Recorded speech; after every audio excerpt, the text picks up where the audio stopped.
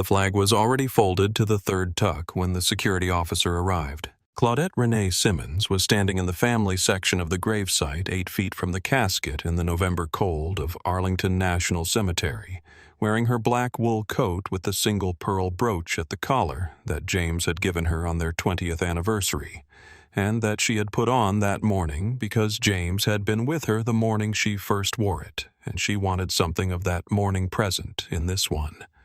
She had her hands clasped in front of her. She was watching the honor guard fold the flag. She had been watching since the procession arrived at Section 60, which was the section where the fallen of recent conflicts were buried and where James had asked to be placed. Not because his service had been recent. He had retired from the Army 16 years ago, but because he had been a counselor to veterans of recent conflicts for the last 14 years of his life, and had said simply that he wanted to be among the people he had tried to help. The request had required a waiver.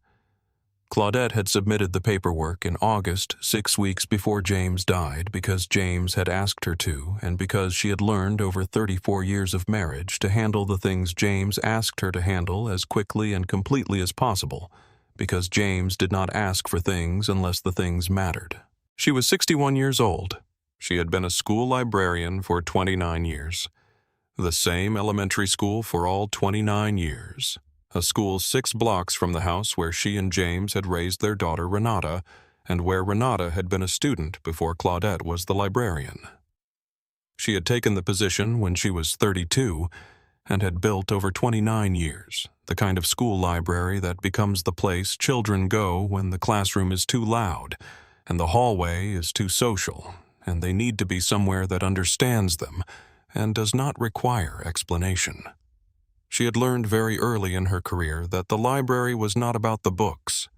It was about the children who needed what the books contained, and the librarian's job was to find the right book for the specific child rather than the right child for the specific book. She had done this 29 years without exception, including for the children who came in saying they did not read, who were often the ones who needed the library most acutely. She had retired 4 years ago when James's diagnosis made the logistics of their life require a different kind of attention. The diagnosis had not been pancreatic cancer. At first, it had been a shadow on an imaging scan that 3 doctors in 3 separate conversations had characterized in the specific language of oncological caution as requiring further investigation. The further investigation had required 2 months and a biopsy, and a meeting in a hospital conference room with a team of 4 specialists who had laid out the findings with the kind of professional precision that does not spare you the weight of what it is telling you. She had sat beside James in that conference room, and she had held his hand, and the 4 specialists had said what they needed to say, and James had listened and then asked 3 questions, all 3 of them precise, all 3 of them about timelines and treatment efficacy and the specific statistical landscape of the diagnosis. Because James Allen Simmons had never once in his life pretended that the facts of a situation were less serious than they were. She had not regretted the retirement. She had not spent the 4 years after the retirement thinking about the library. She had spent them thinking about James and about what the remaining time they had contained and about what she needed to do with that time. She had made appointments. She had researched treatment facilities. She had coordinated with the VA's medical team because James's service entitled him to care that she was determined he would receive completely and without gaps. She had sat through the appointments and the procedures and the specific long waiting that illness requires. She had cooked the food that James could eat and had not made a production of the food he could not eat because she understood that the dignity of a man like James included not being reminded of his own limitations more than the limitations required. She had learned in those 4 years things about herself that she had not known in the previous 57. She had learned that she had more capacity for endurance than she had believed. She had learned that grief is not a single thing, but a collection of specific, discrete losses that arrive on their own schedules and that cannot be predicted or controlled, only met. She had learned that James, who had survived 2 combat deployments and 26 years of Army service and the bureaucratic endurance test of being black and male, and unwilling to be invisible in an institution that often preferred its black male soldiers invisible, had been teaching her these things for 34 years by example, and that she had been learning them, and that what she was going to need in the coming months and years was already inside her. She knew this because she had watched him do it. She had been watching him do it since she was 27 years old, and had met him at the commissary at Fort Bragg during his second year of service when he was 27 also, and already had the specific combination of personal authority and personal restraint that would define him for the next 36 years. He had introduced himself with his full name, James Allen Simmons, and she had introduced herself, and they had talked for 20 minutes in the produce aisle, and she had said to her sister Vera that evening, "I met someone." Vera had said what kind of someone. She had thought about it and said the keeping kind. She had been right. James Allen Simmons had joined the Army at 18 and had served for 26 years before retiring as a master sergeant, the highest non-commissioned rank in the Army below command.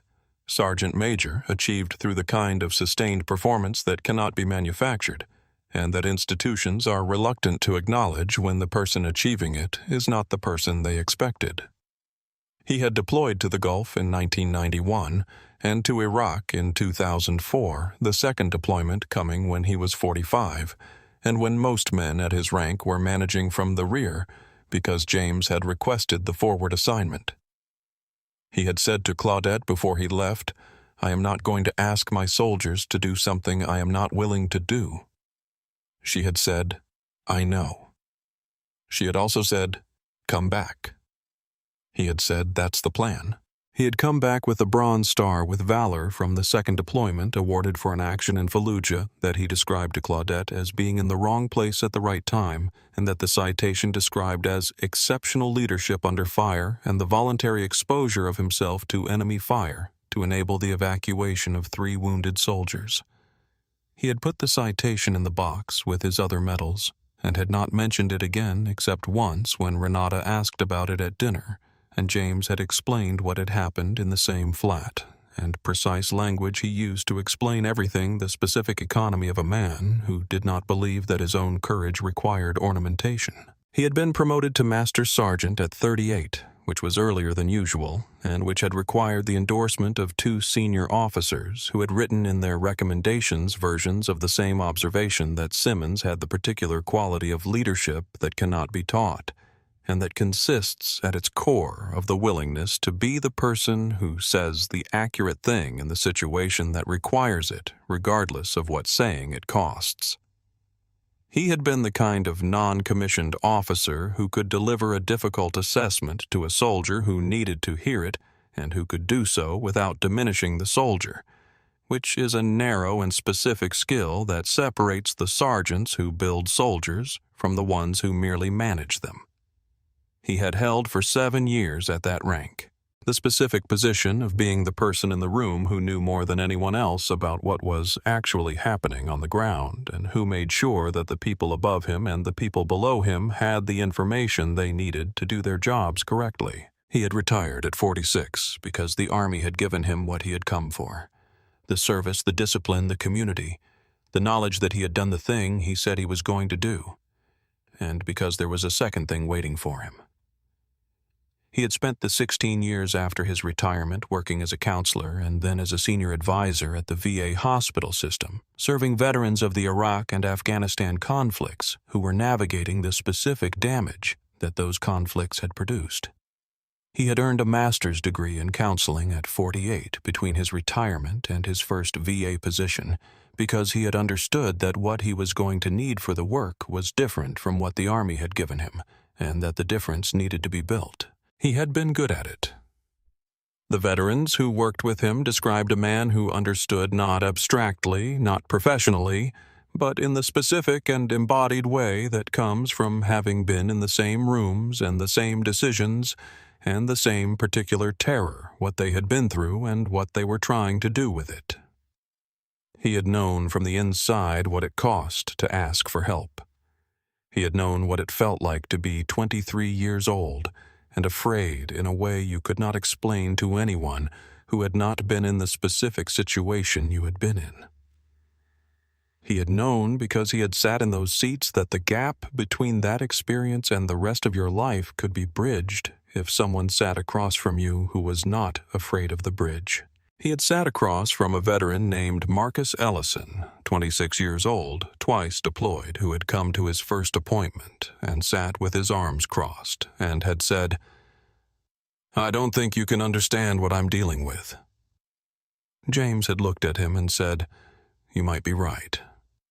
Tell me what I'm missing." Marcus Ellison had sat in that office for 41 minutes the first session, and had come back the second week and the week after, and had called James at the office 7 years later to tell him that he had finished the counseling degree that James had suggested he consider in their fourth session. James had called Claudette that evening and told her, and she had heard in his voice the specific pleasure of a man who understands precisely what his work is for. He had counseled by the count of his colleagues at his memorial service more than 1,100 veterans in 14 years. He had died of pancreatic cancer in October at 63, 8 weeks after the diagnosis, which had come late because he had been healthy and the signs had been ambiguous until they were not. Claudette had been with him for every one of the 8 weeks. She had been with him at the end at home in the house where they had raised Renata, which was where James had asked to be. He had been lucid to the last day. He had talked with Renata about Amara's growing up and about the things he wanted her granddaughter to know that he would not be there to tell her. He had talked with Claudette about the flag ceremony and about what she would need to do in the months after, and about specific practical matters that he had addressed in the same flat and complete way he addressed all practical matters. And on the last evening, when the light in the bedroom was low and the house was quiet, he had looked at her and said, "You know everything you need to know." She had said, "I know." He had said, "I love you." She had said, "I love you too, James." She had been with him. She had been there when he stopped. The service was on a Wednesday in November, 15 days after James died. Those 15 days had been the specific kind of busy that grief produces in practical people. The calls to the funeral home, the calls to the VA benefits office, the calls to Arlington to confirm the reservation that James had asked her to make in August.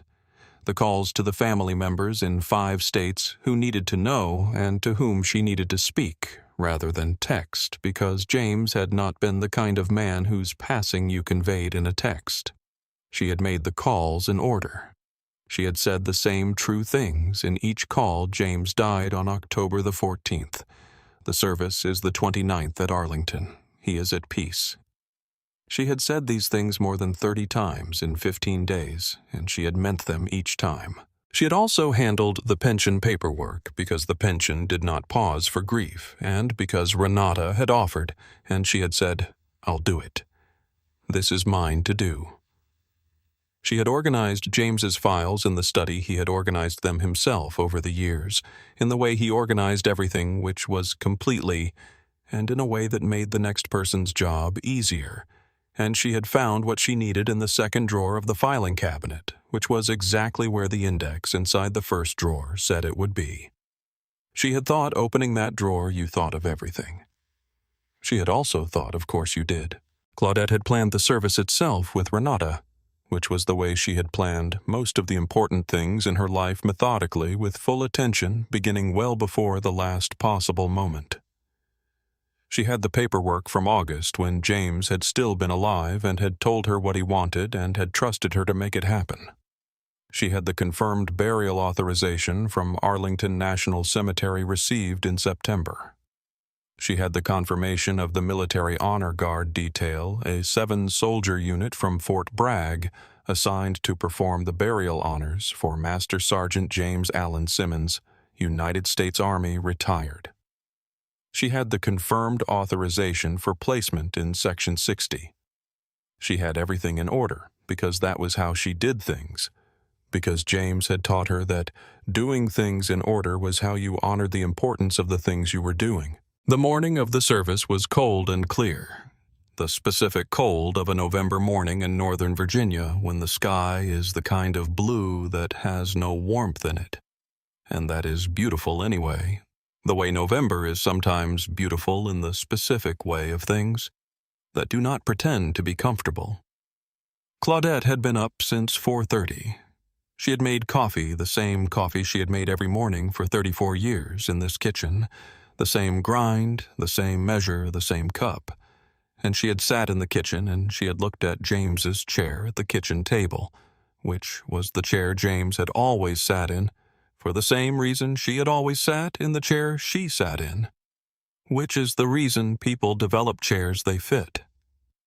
She had looked at his chair for a moment, and then she had said in the quiet of the empty house, "I am ready." She had not been sure, as she said it, whether she was saying it to James or to herself, and she had decided that the distinction did not matter, because they had been saying things to each other for 34 years in both directions, and the directional question had never mattered before. She had said things to James while he was in Iraq across the 12 time zones between them into a phone that connected imperfectly and that cut out sometimes at the worst moments, and the saying had mattered regardless of whether the connection held. She had said things to him in the hospital room during the procedures. She had said things to him in the last week when he was mostly sleeping. She had said them anyway. They were hers to say. She would keep saying them. She put on the black wool coat with the pearl brooch at the collar. She stood in the hallway in front of the mirror that had been in the hallway for 22 years, which was the mirror James had said they were getting, because the one they had before, it was too small for a man of his height to see his own face in. And she looked at herself, and she thought about James standing in this hallway in his dress uniform on the mornings of the ceremonial occasions that the Army produced the promotions, the formal dinners, the reviews. And she straightened the brooch, and she picked up her bag, and she walked out of the house that was hers, now differently than it had been hers before, to go bury her husband. Renata and her husband Marcus and their daughter Amara, who was 9, and who had been James's devoted and specific granddaughter for all 9 of her years, arrived at 8. Amara was wearing a navy blue dress that she had chosen herself, and dark tights and her good shoes. And when Claudette opened the door, Amara had looked up at her with the expression of a 9-year-old who has been told something that she is doing her best to understand, and who is applying the understanding with the full seriousness of someone who knows it matters. She had said, "Grandma, you look like yourself." Claudette had said, "Thank you, baby.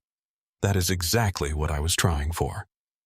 Amara had taken her hand, and they had gone inside together. Claudette's sister Vera, who was 67, and who had driven from Richmond the night before, and had slept in the guest room, was already in the kitchen when the rest of them arrived, because Vera always arrived early, which was the family habit that she and Claudette had both inherited from their mother, and that expressed itself differently in each of them, but that came from the same root. The belief that being there before the thing required you to be there was the respectful approach. She had made breakfast without being asked, which was also right. James's Army colleague and friend, Clarence Phillips, who was 74, and who had served 2 decades alongside James, and who had driven from Fayetteville in his own dress uniform despite the arthritis that required a walker, arrived at 8:15, and came through the door and embraced Claudette without saying anything, which was the right thing.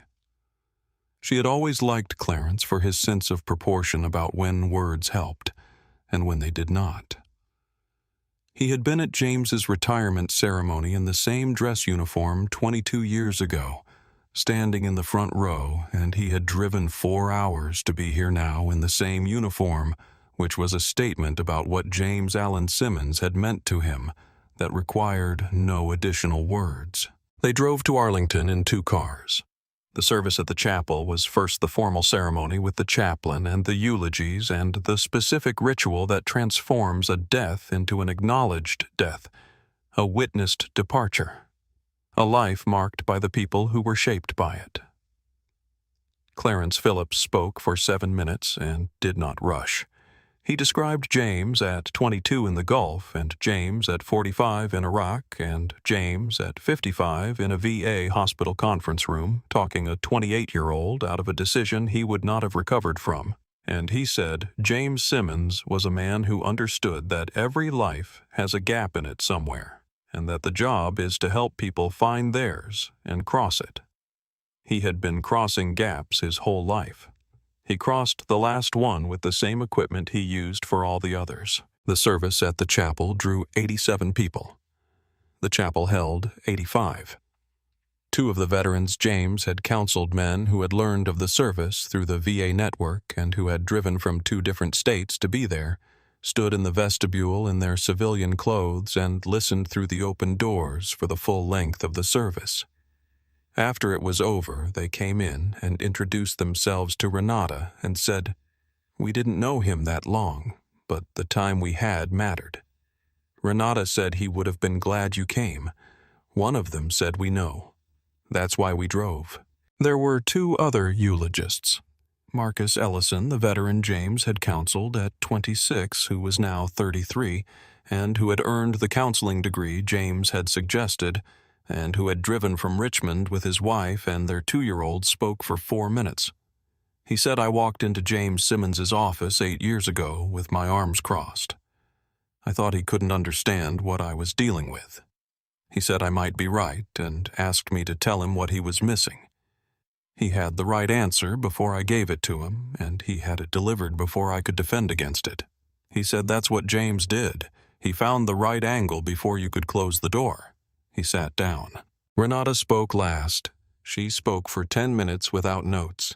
She talked about her father in the way a daughter talks about a father who has given her specifically the things she needed and who has done it in the way the best gifts are given, which is without calling them gifts, and without requiring gratitude, and without presenting them as anything other than the ordinary business of being her father.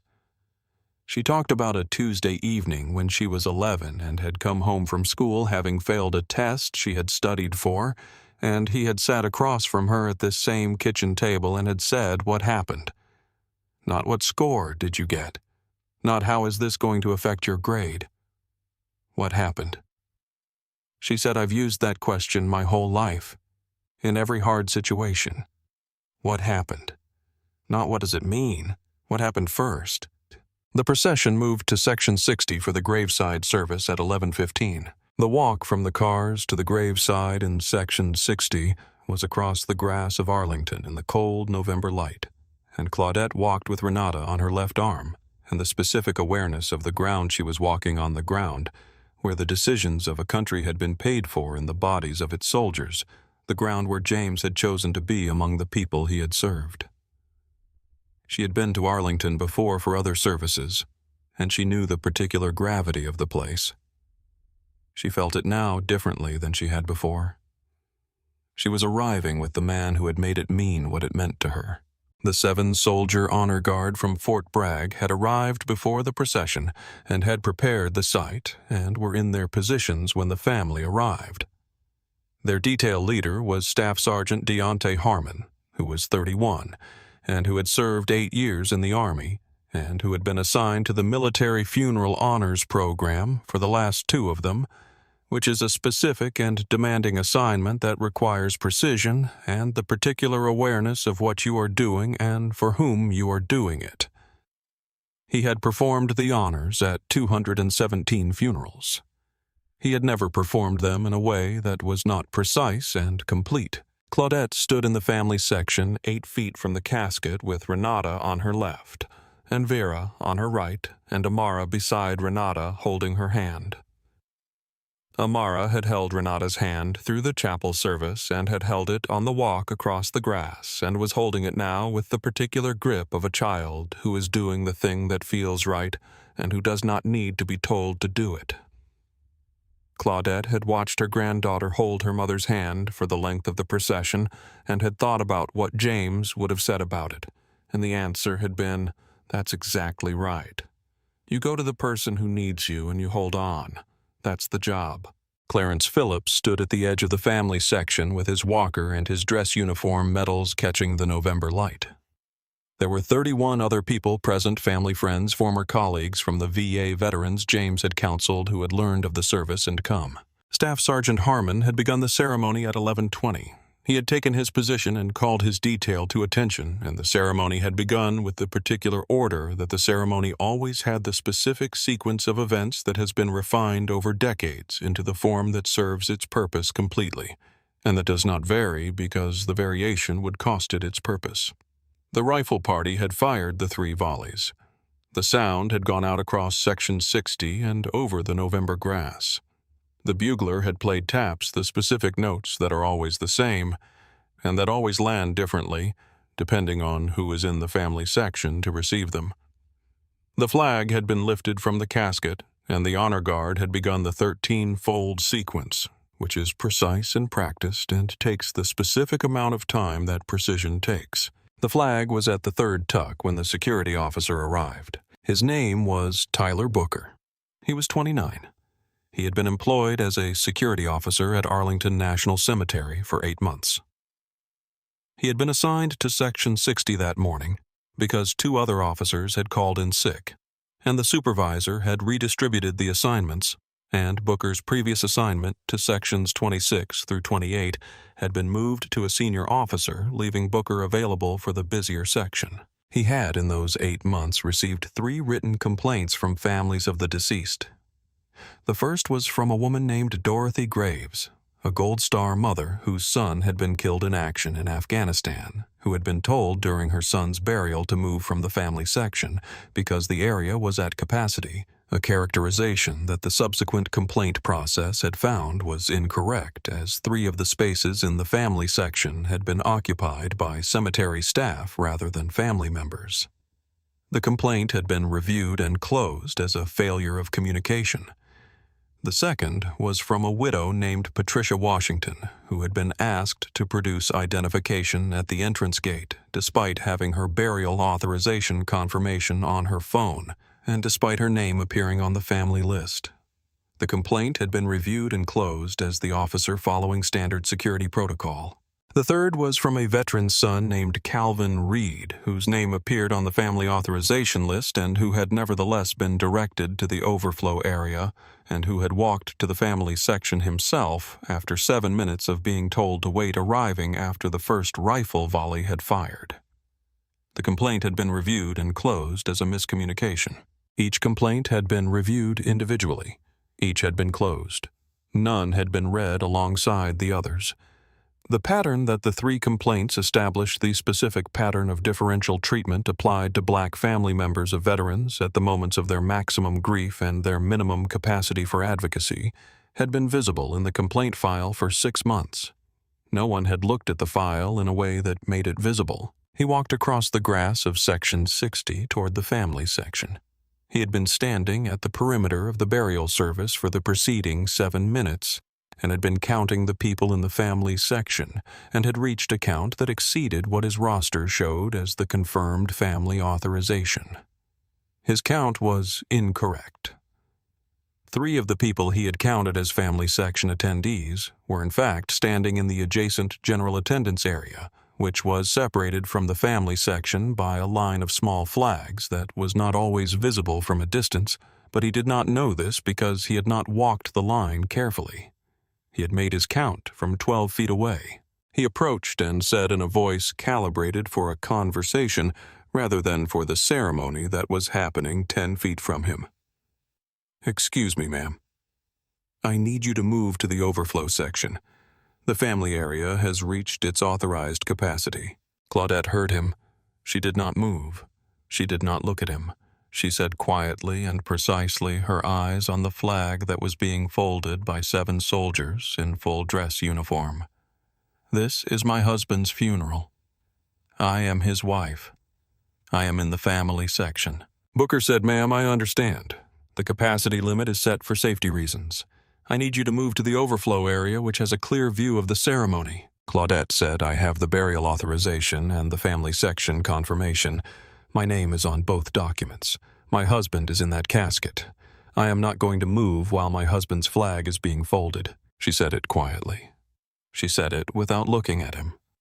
She said it in the way she had said the things that needed to be said during 34 years of being the wife of a man who had taught her that the correct response to a situation that was testing you was precision and not agitation, because precision held and agitation didn't. Booker said, "Ma'am, I'm going to need you to comply with this request. We can discuss the documentation after you've moved too." Vera said quietly, on Claudette's right. "Take your hand off her." The hand had gone onto Claudette's arm between Booker's sentences in the pause between his last word and Vera's response. Claudette had felt it. She had not moved. She had looked at the flag. The flag was at the 5th fold. Renata on her left said, "Do not touch my mother." Booker said, "I am going to need to ask both of you to lower your voices. This is an active ceremony." He said this without apparent awareness of what it meant to tell the widow and the daughter and the sister of the man in the casket to lower their voices during his active ceremony. Claudette registered the sentence. She remained still. She kept her eyes on the flag. She was going to receive that flag. She had driven 4 hours in November and stood in the cold for 40 minutes and listened to 3 people she loved speak about the man she had been married to for 34 years. And she was going to receive the flag from the detail that he had earned through 26 years of service, and no one was going to move her from the place she was standing in. It was Staff Sergeant Deontay Harmon who saw it from his position at the casket. He had been in the 5th fold. His attention for the 8 years he had been in the Army and the 2 years he had been assigned to the Military Funeral Honors Program had been the specific combination of 2 things: the complete physical precision of the ceremony itself, and the complete peripheral awareness of the family he was performing it for.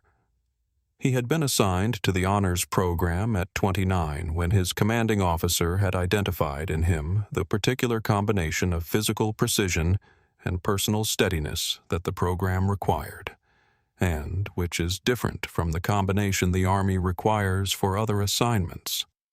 The honors program required you to be at your most disciplined and your most human at the same time. It required that the ceremony be perfect, and that the family feel underneath the ceremony that the person performing it understood what it was for. He had performed 217 funerals. He had performed them at Arlington and at national cemeteries in 7 other states. He had performed them for generals and for privates, for veterans of World War II who were 93 years old, and for veterans of recent conflicts who were 24. He had performed the flag ceremony for wives and for husbands and for parents and for children who were old enough to receive the flag, and for some who were not. He had never once performed one in a way that was not complete and precise. He had never once had to stop. He noticed things. He noticed when a widow's knees were uncertain and adjusted his own pacing to give the family handler time to assist. He noticed when a child in the front row was approaching the specific threshold of a child who cannot hold still much longer, and he adjusted. He noticed when the weather was affecting a family member's footing and made the fold slower. He noticed when something was happening in the family section that was not consistent with what should be happening in the family section during the 5th fold of the flag at a veteran's burial service. He had noticed it at the 3rd fold. He saw the security officer approach. He saw the conversation. He saw the hand on the arm. He said, "Detail halt." The 6 soldiers in the honor guard stopped. The flag was at the 5th fold, held with the particular tension that the ceremony required. They stopped the way soldiers stop when their detail leader says, "Halt," completely and immediately, and without question, because the detail leader has halted the detail, and the detail does not continue until the detail leader says it does. Harmon set his fold of the flag with the soldier opposite him. He turned. He turned the entire detail. He said, "Detail face." He said the direction that placed all 7 soldiers of the honor guard facing the family section, which meant facing the security officer who was standing with his hand on the arm of the widow of Master Sergeant James Allen Simmons. He walked across the grass from the casket to the family section. He was in full dress uniform. He was a staff sergeant in the United States Army, and he had performed these honors 217 times, and he had never once been required to stop a ceremony in the fifth fold and turn his detail around.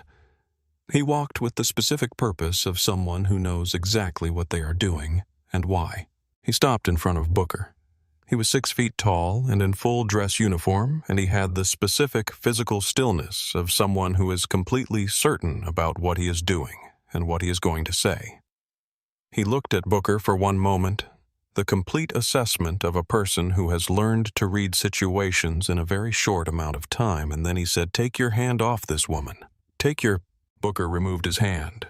He said, "I'm a security officer for this facility, and I'm doing my job. This area has a capacity limit, and Harmon said this woman is the widow of a master sergeant of the United States Army. She is standing in the family section of the burial service for her husband of 34 years. She is the person this ceremony is for. You will not touch her, and you will not ask her to move, and you will not speak to her again during this ceremony." Booker said, "I understand your concern, but there's a safety regulation regarding—" Harmon said, "I am the detail leader of the United States Army Military Funeral Honors Detail assigned to conduct the burial of Master Sergeant James Allen Simmons, who served this country for 26 years. This ceremony is not complete. I am the senior military officer present for the completion of this ceremony, and this ceremony does not conclude until I conclude it, and I am not going to conclude it with this woman anywhere other than where she is standing." He said it in the voice he used on the range, which carried exactly as far as it needed to carry. It carried at that moment past Booker, and past the family section, and past the 31 people who had come to say goodbye to James Allen Simmons. Several of them heard it. Clarence Phillips at the edge of the family section heard it clearly. He said nothing. He stood very straight, which was the response of a man who has spent 20 years understanding what the appropriate response is when a soldier says the exactly correct thing. "Booker said, Sir, Harmon said, "Step back." He was not raising his voice. He was simply making his position clear, and he had made it clear, and the clarity was complete. Booker stepped back. Harmon held his position for a moment. He looked at Claudette. She was looking at him. Their eyes met, and something passed between them that was not a word, and that did not need to be the specific acknowledgement of two people who understand each other in a hard moment. He gave a single small nod. She gave one back. He turned. He walked back to his position at the casket. He said, "Detail face." The 6 soldiers turned back to the flag, which was at the 5th fold, held with the correct tension, not a tuck displaced, not a corner uneven. The ceremony had been stopped. It had not been diminished. He said, "Continue." The fold continued from the 5th tuck with the same precision and the same pace it would have had if the ceremony had never been interrupted, because Staff Sergeant Harmon did not allow what had just happened to cost the ceremony the dignity it required. He was 31 years old, and he had 8 years in the Army, and he understood as clearly as he had understood anything in his life that the 13 folds of the flag at a veteran's burial were not a performance and were not a formality. They were the specific and final acknowledgement of a life of service, and the widow who was standing 8 feet away had been standing at the side of that service for 34 years, and she was going to receive the flag from this detail with the complete precision and dignity that the ceremony required, because Deontay Harmon had driven 4 hours from Fort Bragg to make sure of it, and he was going to make sure of it. The flag was folded. All 13 folds. The specific sequence of the ceremony continuing with the precision that the ceremony required. Fold 6 and 7 and 8 and 9 and 10, the triangle forming in the hands of the soldiers, the way it forms when the people holding it know what they are holding and what it means. Fold 11, fold 12. The final fold, the tuck the triangle, complete blue field, visible the 50 stars facing up the white and red borders, tucked in precise and final. The folding of the flag at a military burial is 13 movements in a specific sequence, each one representing something the ceremony assigns it. But what it is underneath the symbolism is this: A group of soldiers who did not know the person in the casket, taking great care with something that belonged to him at the most specific and irreversible moment of his departure for the people who loved him and who are watching. It is precision in the service of love. It is the specific thing a military ceremony does when it is done correctly. It takes the abstract enormity of a life of service and makes it present, gives it weight, hands it to someone who can hold it. Harmon picked up the flag. He walked to Claudette. He did not rush. He carried the flag with the care of someone who understands what he is carrying and who is going to deliver it correctly regardless of what has happened in the preceding minutes, because the ceremony is the ceremony, and the widow in front of him deserves it complete. He knelt. He was at her eye level. He held the flag with both hands, the blue field facing her, and he said the words that he had said 217 times, and that he had never said without meaning on behalf of the President of the United States, the United States Army, and a grateful nation. Please accept this flag as a symbol of our appreciation for your loved one's honorable and faithful service. He looked at her when he said them. He had learned in 2 years of performing these ceremonies that it was important to look at the person when you said the words. Not at the flag, at the person. Because the words were for the person, and the person needed to receive them from a human face, not from a ceremony. Claudette took the flag. She held it against her chest with both hands, the way she had seen it done at other services, and the way she had not known until this moment what it actually felt like. It felt like weight, not burden weight. Something else, the specific weight of 34 years contained in 13 folds. She looked at Harmon. She said thank you. She said it in the voice she used when she meant it precisely and completely, and did not need to say anything else because the 2 words contained everything. She meant the ceremony. She meant the interruption. She meant everything. Harmon stood. He held her eyes for a moment. He gave the nod that closed the exchange, the formal nod, the correct one, the one the ceremony required, and returned to his position. The ceremony concluded. The bugler's final note faded across the grass of Section 60 and over the other graves of the section James had chosen, and into the November air that held it briefly, and then let it go the way all notes are let go, eventually having done what they came to do.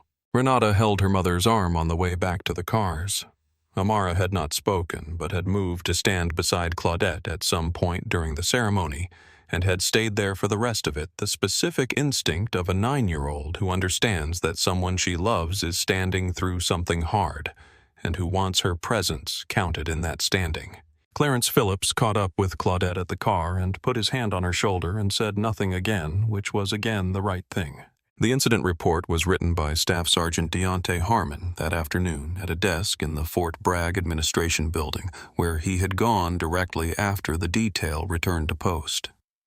He wrote it in the same way he wrote all reports in the order events occurred, with the specific language appropriate to a formal military document, without addition or embellishment, and without omission.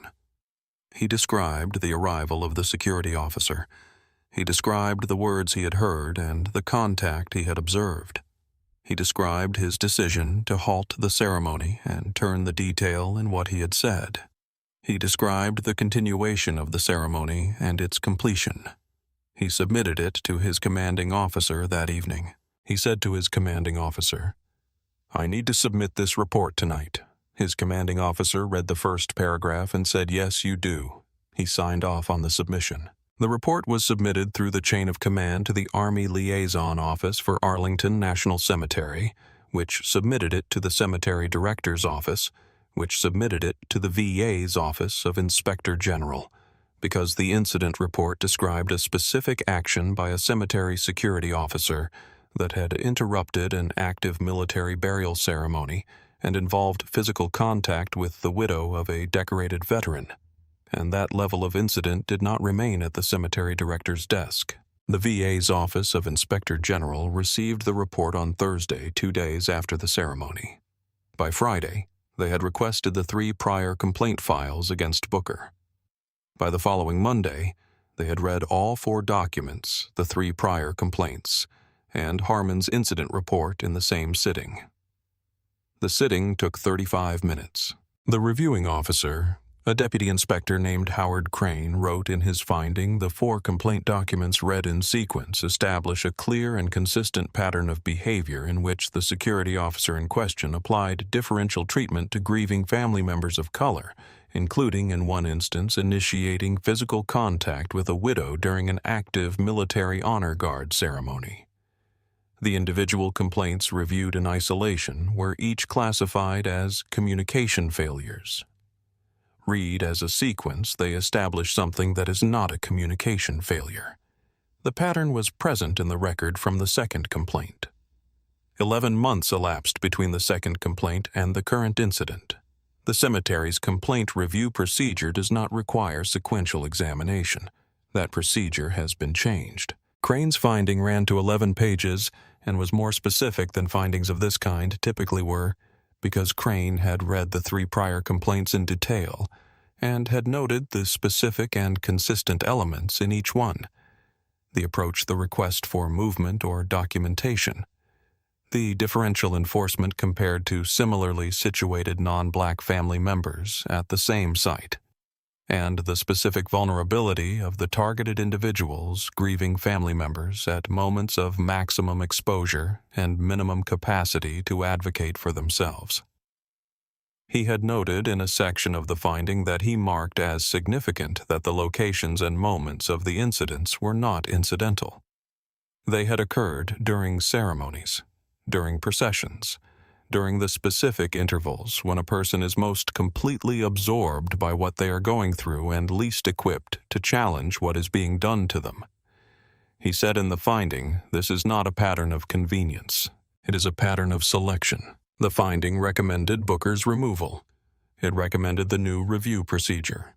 It also recommended that the cemetery director's office conduct a review of the security assignment protocols that had placed Booker in Section 60 on the day of the incident, because the staffing reassignment that had put him there had been made without reference to his complaint history. Booker was removed from his position the day the finding was issued. The removal was not contested.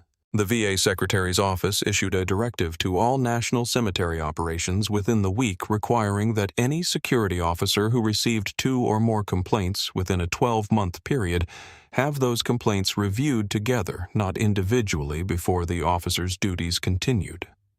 The directive also required that no officer with an open or unreviewed complaint be assigned to active ceremony coverage without supervisory sign-off. The directive did not require that a specific outcome be produced. It required that someone read the full record before the next assignment was made.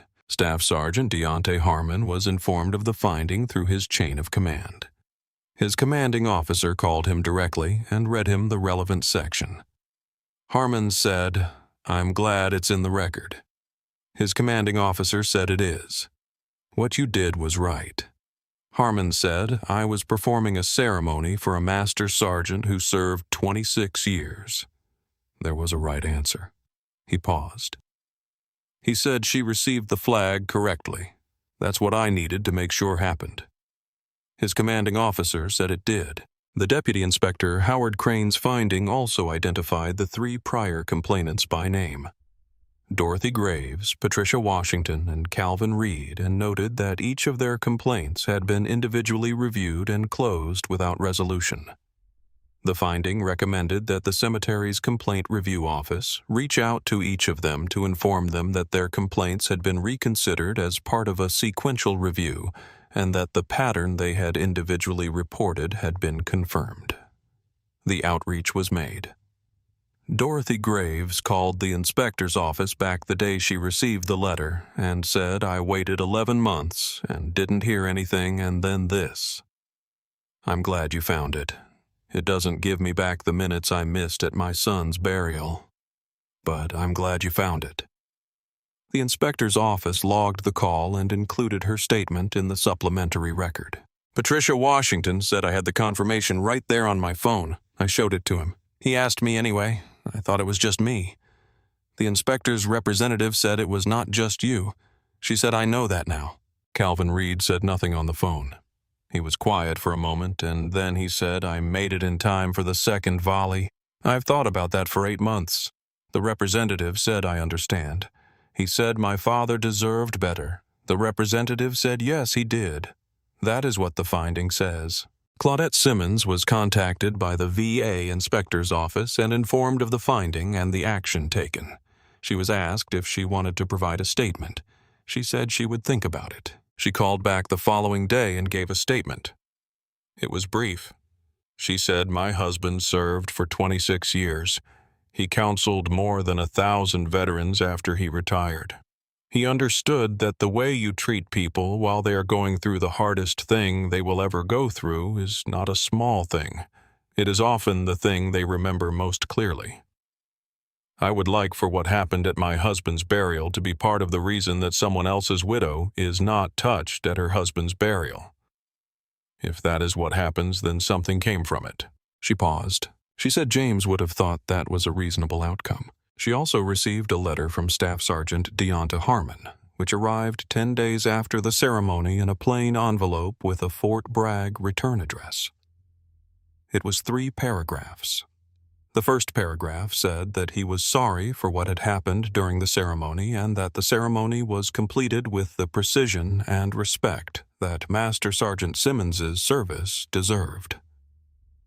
The second paragraph said that the flag had been folded correctly to all 13 folds, and that he wanted her to know that. The third paragraph said, "I have performed 217 of these ceremonies. I have never been prouder to complete one than I was on Wednesday." Master Sergeant Simmons was served by a good and precise detail. She read the letter twice. She put it in the cabinet with the flag. She wrote back. She said the ceremony was exactly right. James would have said so. "Thank you for what you did." She did not mean only the ceremony. She went back to the house where they had been married for 34 years. She drove home from the cemetery in the November afternoon in a car full of people who were quiet because the quiet was appropriate. Vera sat beside her. Renata and Marcus and Amara were in the car behind them. When they got home, Vera made tea and Renata made sandwiches, and Amara sat beside her grandmother on the sofa and held her hand without being told to the way she had learned to be present with her grandmother during the preceding 4 years, which is a thing 9-year-olds are not supposed to know, and that some of them learn anyway because the person they love most needs them to. The visiting lasted into the evening. Clarence Phillips sat in James's chair by the window, which Claudette noted and said nothing about, because the chair needed to be sat in, and Clarence had the right. He and Renata talked about James for 2 hours at the kitchen table, while Claudette sat in the living room and listened to their voices without tracking the exact words the way you listen when what you need is the presence of the voices rather than their content. By 9 o'clock, the house was quiet again. She put the flag in the cabinet in the study, the one with the glass front where she could see it from the chair James had read in. She stood for a moment looking at it, the triangle of blue and stars, 13 folds precisely complete, precisely delivered. She thought about Staff Sergeant Harmon carrying it across the grass toward her with his hands steady and his back straight, and his pace the exact pace of a ceremony that had not been diminished by what had tried to diminish it. She made coffee. She called Renata. She called Vera. She called Clarence Phillips, who answered on the second ring and said, "How are you doing, Claudette?" She said, "I'm doing what he taught me." Clarence said, "Then you're doing fine." He said James knew what he was building. She said, "I know. I was watching him build it." She sat in the chair James had read in, and she held her coffee and she looked at the flag in the cabinet. She thought about the 7 soldiers standing at the casket, about the detail leader who had halted the ceremony in the 5th fold and turned his detail around and walked across the grass and said, "Take your hand off this woman." She thought about James, who had spent his life doing the specific equivalent of that turning around, walking back toward the thing that needed him, saying, "This person does not move." She thought about him at 27 in the Army and at 45 in Fallujah and at 50 in a VA conference room across from a veteran who had crossed 6 time zones and 20 years of silence to sit there. She thought about him in this house, in this chair, in the 34 years of this life. She understood what he had been building for 34 years. She had already learned it. She was going to keep learning it. She was going to carry the flag, and she was going to stay in the family section, and she was going to stand very still when something tried to move her, because that was what James had spent 34 years teaching her, and she had been learning it the whole time, and she was not going to stop now. Renata called the next morning to check on her. She said, "I'm fine." Renata said, "Are you sure?" She said, "I'm the wife of James Allen Simmons. Of course I'm fine." Renata was quiet for a moment, and then she laughed just a little. The specific laugh of a daughter who recognizes her mother and is grateful for what she recognizes. She said, "Okay." Claudette said, "Come for dinner Sunday." Renata said, "We'll be there." She put the phone down and went to the kitchen and made coffee. The same grind, the same measure, the same cup. And she sat in her chair at the kitchen table and she looked at James's chair and she thought, "I know what to do. I've always known. He showed me." The VA directive was implemented at all 22 National Cemetery facilities within 30 days. The director of the National Cemetery Administration issued a statement that did not use the name of the incident or the name of Tyler Booker or the name of Claudette Simmons. It used the language of policy, which is the appropriate language for policy. But the people who read it knew what had produced it, and the people who would be protected by it would never know that it had been produced specifically for them, which is the way the best policies work. They do not require you to know their origin in order to receive their protection. Clarence Phillips wrote to Claudette 2 weeks after the service. He wrote in the way he had always written by hand on paper, which he had told her once was because handwriting forced you to say only what you actually meant. He wrote, "James was a man who understood the difference between what was supposed to happen and what was actually happening, and who closed the gap whenever he found it open. He spent 40 years closing gaps. What happened at the ceremony is one more gap closed, and the closing bears his signature, even though he wasn't the one who closed it, because you were standing there in his coat doing exactly what he would have done. I was proud to know him. I am proud to know you." She read the letter at the kitchen table in the morning in her chair with her coffee. She thought about James reading it, which she could imagine precisely because she had watched him read letters for 34 years in the chair across the table. She thought he would have said Clarence always did write well. Then he would have folded the letter carefully and put it in the right place. She folded it carefully and put it in the right place. Dignity is not always loud. Sometimes it is a flag folded in 13 precise movements in the November cold. Sometimes it is a 7-soldier detail turning in unison to face something that should not have happened.